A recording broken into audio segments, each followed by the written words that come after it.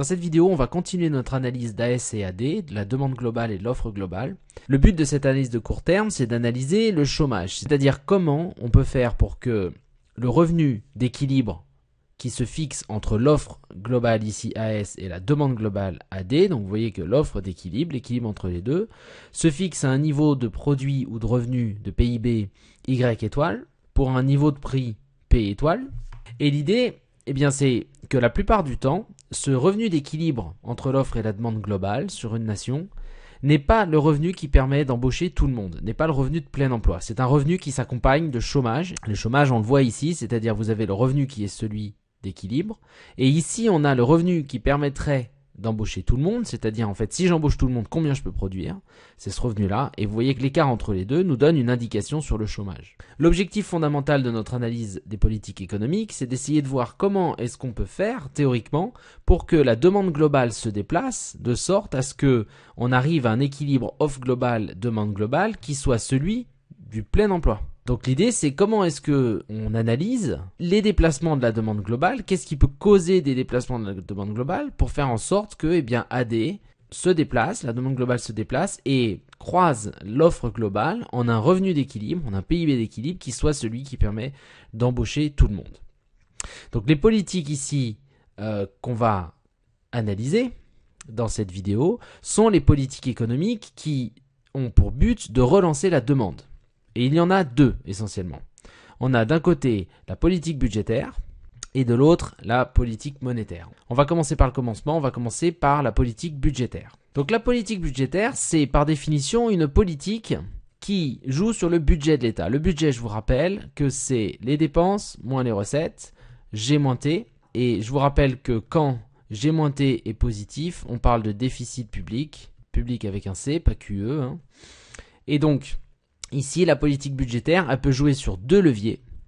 Elle peut jouer soit sur les commandes publiques aux entreprises privées, donc sur les dépenses publiques visant à commander un certain nombre de biens et services au secteur privé, ou elles peuvent jouer sur la baisse ou l'augmentation des impôts en fonction de savoir si vous souhaitez avoir une politique budgétaire restrictive, c'est-à-dire augmenter les impôts ou diminuer les dépenses publiques, les commandes publiques aux entreprises privées, ou alors avoir une politique budgétaire expansive qui vise au contraire à augmenter les commandes publiques aux entreprises privées, histoire de relancer la demande, ou bien diminuer les impôts. La politique budgétaire, l'augmentation du budget, l'augmentation des dépenses publiques ou la baisse des impôts va avoir un impact sur AD, sur la demande globale, et donc devrait avoir un impact sur le marché des biens et services, c'est-à-dire avoir un impact sur le revenu d'équilibre et le niveau des prix d'équilibre, puisque AD et AS, le marché des biens et services, donc, fixent le niveau de revenu d'équilibre et de prix d'équilibre. Mais la politique budgétaire va également avoir un impact sur le marché de la monnaie. Et l'impact que la politique budgétaire va avoir sur le marché de la monnaie aura un effet retour sur le marché des biens et services. Et donc, la difficulté de l'analyse de la politique budgétaire, c'est d'analyser les mouvements de va-et-vient entre ce qui se passe sur le marché des biens et services, l'augmentation de la demande globale, de l'offre globale, mais les effets retours qu'il y a sur le marché de la monnaie et à nouveau sur le marché des biens et services. Alors on va commencer, comme ça on aura une idée plus claire. Bien, donc une politique budgétaire expansive vise à augmenter les commandes publiques aux entreprises privées. Donc on va partir de ce cas de figure qui est finalement exactement le même que si on avait diminué les impôts. Si vous baissez les impôts, vous augmentez le revenu disponible des ménages et donc vous jouerez plutôt sur la consommation directement, alors que si vous augmentez les commandes publiques des entreprises, vous jouez directement sur la demande globale. Bon, peu importe. L'important, c'est que une politique expansive joue directement sur AD. Si j'écris l'équation de la demande globale, AD, je sais que AD est composé de quoi? AD est composé de C, de la demande de biens de consommation, plus la demande de biens d'investissement, plus la demande publique faite aux entreprises privées, plus la demande d'exportation moins les importations, puisque quand vous demandez des importations, eh bien c'est autant de biens que vous ne demandez pas au niveau national. Bien, donc si jamais on fait une politique budgétaire expansive, on va soit jouer sur l'augmentation de G, soit jouer sur la baisse des impôts et donc l'augmentation de la consommation via l'augmentation du revenu disponible. Puisque je vous rappelle que la consommation, c'est une fonction du revenu disponible, c'est-à-dire c'est une fonction de y moins t. Je vous incite à revoir la vidéo sur les déterminants des différentes fonctions macroéconomiques pour vous en rendre compte. Donc, voilà ce que fait la politique budgétaire expansive. Donc, si à un moment donné, l'État décide de mener une politique budgétaire extensive par la baisse des impôts ou l'augmentation des dépenses publiques ou des deux, il va y avoir forcément une augmentation de la demande globale pour tout niveau de prix. Donc, graphiquement, on a nos niveaux de prix, on a notre revenu. On sait que la demande globale, elle est décroissante des prix. Et donc, si jamais on a une politique budgétaire expansive, eh bien pour tout niveau de prix, alors là, je peux prendre plusieurs niveaux de prix, eh bien j'aurai plus ce niveau-là de demande globale, j'aurai un niveau supérieur. Pour ce niveau de prix-là, j'aurai plus ce niveau de demande globale-là, mais un niveau de supérieur, etc. Donc, c'est toute la demande, c'est toute la droite, la courbe AD, qui se déplace. Voilà l'effet direct de la politique de relance budgétaire sur la demande globale. Elle l'augmente directement. Mais l'effet ne s'arrête pas là. Si l'effet s'arrêtait là, effectivement, la politique budgétaire aurait un effet maximum. Parce qu'elle aurait un effet direct qui serait d'augmenter la demande globale. On aurait un effet multiplicateur, comme vous l'avez vu dans les vidéos précédentes. Et l'effet multiplicateur ferait que l'augmentation des dépenses publiques augmente la demande globale, augmente le revenu et la production pour répondre à cette demande, et l'augmentation de ce revenu fait augmenter la consommation qui elle-même fait augmenter la demande, qui refait augmenter le produit, etc. Donc on a un effet multiplicateur. Et donc c'est via cet effet multiplicateur de la demande qu'on a un déplacement de AD vers la droite. Simplement, on a un certain nombre d'effets retours qui vont venir limiter l'efficacité de cette politique budgétaire. Alors quels sont les effets retours? Essayons de voir ce qu'il se passe sur le marché de la monnaie.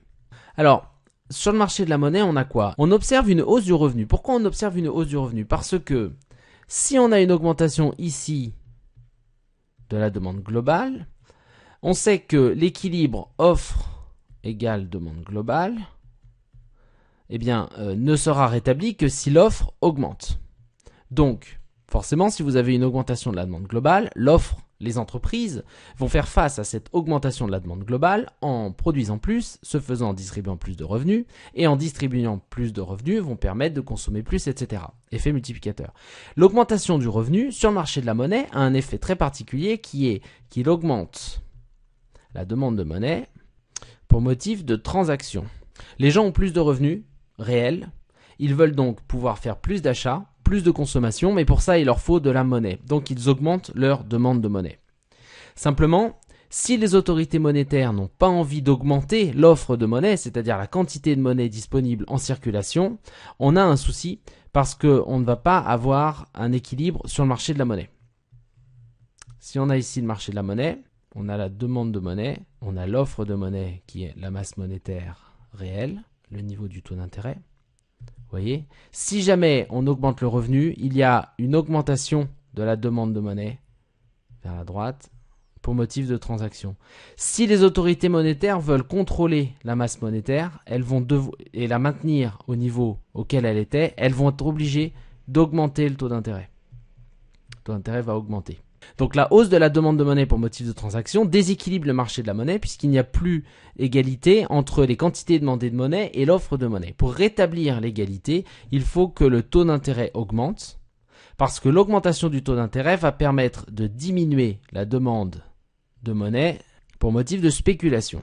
L'augmentation du taux d'intérêt va donc permettre aux individus de placer leur monnaie sous forme de titres plutôt que de demander de la monnaie sous forme liquide. Ça va inciter donc à réduire les quantités demandées de monnaie et à rétablir l'équilibre entre l'offre de monnaie et la demande de monnaie. Donc voilà l'effet que la politique budgétaire a sur le marché de la monnaie. L'augmentation du revenu liée à la stimulation de la demande globale entraîne une augmentation de la demande de monnaie qui doit entraîner une augmentation du taux d'intérêt si les autorités monétaires ne veulent pas que la masse monétaire augmente. Cet effet sur le marché de la monnaie a un effet retour sur le marché des biens et services. L'effet retour, quel est-il? Eh bien, l'augmentation du taux d'intérêt engendre une baisse de l'investissement, puisque l'investissement est une fonction du taux d'intérêt. il y a de moins en moins de projets d'investissement rentables si le taux d'intérêt augmente. Donc quand le taux d'intérêt augmente, l'investissement a tendance à diminuer. De plus, quand le taux d'intérêt augmente, le taux de change a tendance à augmenter, ce qui a un effet négatif sur les exportations. Ici, on observe qu'il y a ce qu'on appelle un effet d'éviction. En particulier, ici sur le marché des fonds prêtables, il y a un effet d'éviction. C'est-à-dire que l'investissement public, les dépenses publiques, souvenez-vous, à l'origine, l'augmentation de la demande globale venait d'une augmentation des dépenses publiques. L'augmentation des dépenses publiques doit être financée par emprunt, par exemple. L'État s'endette. Et donc, l'État devient concurrent avec les autres entreprises qui essaient de s'endetter pour investir. C'est pour ça que le taux d'intérêt, c'est une autre explication, qui nous montre que le taux d'intérêt a tendance à augmenter. C'est ce qu'on appelle l'effet d'éviction, c'est-à-dire que les investissements publics ont tendance à chasser, une partie en tout cas des investissements publics, de G, a tendance à chasser une partie des investissements privés. Il y a donc un effet retour qui fait baisser l'investissement. Ce qui veut dire en fait, si on reprend ASAD, qu'on avait à l'origine une courbe AD, qu'on a fait une politique de relance qui a permis de déplacer AD vers la droite. Donc la politique de relance stimule la demande globale, déplace AD vers la droite en AD2, mais l'effet sur le marché de la monnaie fait que ça mène à une augmentation du taux d'intérêt, et cette augmentation du taux d'intérêt fait diminuer un petit peu AD vers AD3. Donc on passe en fait de AD à AD3. On aurait pu, s'il n'y avait pas eu cet effet sur le marché de la monnaie, être beaucoup plus efficace et aller directement Y1, vous voyez, à là-bas, Y2. Mais comme il y a un effet sur le marché de la monnaie, eh bien en fait, on est obligé de s'arrêter ici à Y3. Alors, autre limite de la politique budgétaire, eh bien vous le voyez ici, on n'a pas encore inséré la fonction AS, la fonction d'offre globale. Mais si on met la fonction d'offre globale, vous allez voir qu'il y a un autre effet qui limite l'efficacité de la relance budgétaire. Eh bien, on va refaire donc le graphique, on va prendre une fonction AD, voilà, prix, quantité. Et maintenant, on va y coller une fonction AS. Vous voyez, AS, une fonction d'offre globale. Alors pour l'instant, je ne détaille pas l'offre globale. Vous vous référerez plus tard au cours sur l'offre globale. Mais pour l'instant, il faut retenir simplement que l'offre globale, elle est croissante du prix. Plus je me rapproche du revenu de plein emploi, et plus il est difficile en fait d'augmenter la production, et donc plus les entreprises auront tendance à augmenter les prix. Voilà, ça c'est la version un peu résumée. Donc, si on rajoute la fonction AS et qu'on considère l'équilibre sur le marché des biens et services, vous voyez que la politique de relance fait se déplacer AD vers la droite. Alors, un peu moins que le maximum parce qu'il y a un effet retour sur le marché de la monnaie. Donc mais là, on va représenter directement le passage de AD à AD3. Donc on passe de là à là. Le code couleur ne va plus.